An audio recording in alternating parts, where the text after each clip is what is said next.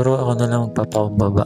Total, ako naman yung nagsimula. Pero aminado naman ako na may mali ako. Mali ko lang talaga is nag-voice over ako na mayroong problema or emosyon. Kaya sana pagbigyan niyo muna ako this time. And I will take this as a lesson for me para mag-grow pa ako. Pero sana wag niyo naman i-sugarcoat na wala din kayong nagawa na mali. Kasi alam niyo yan sa sarili niyo na mali din na magturotot kayo na wala na sa lugar. Wala naman na talaga dahil problema sa turotot eh. Kaso time to time sinasakop na ng ingay yung turotot yung event. Kaya nga din ako naglagay ng section sa vlog eh. Kasi for general yun. Na sana makaramdam kayo na over na. Saka about sa basura, hindi naman yung katabi ko na section yung tinutukoy ko. For general din yun.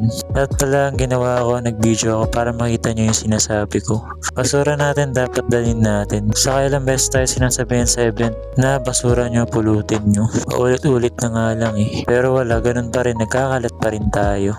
Iba kayo nagtataka bakit ang higpit sa sport complex. Na kahit mismo bottled water, bawal ipasok sa loob. Pero yun nga, sana ilagay nyo rin yung situation nyo sa amin. Kasi hindi naman kami nagpunta ng event para sa turotot nyo lang yung maririnig namin. Shit, ang sakit talaga sa tenga. Tingin na ako pero mas lalo ako nabibingi. Saka wala akong problema sa crowd. Point ko is yung turotot talaga na wala nang sa lugar yung ingay. Yun lang po talaga. Pero yun nga, may mali pa rin ako. Siguro masyado akong direct to the point magsalita.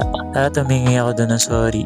Pero ang nice ko lang is mapabuti tayo. Wala naman ako ibang hangad kundi maging disiplinado tayo. Lalo na sa basura natin. Pasensya na po kayo if yun yung na-vlog ko. Sabi ko kasi if ano yung most memorable na experience ko, yun yung iba-vlog ko sa Project 365. Di talaga kasi pwede na puro good side lang i-share ko.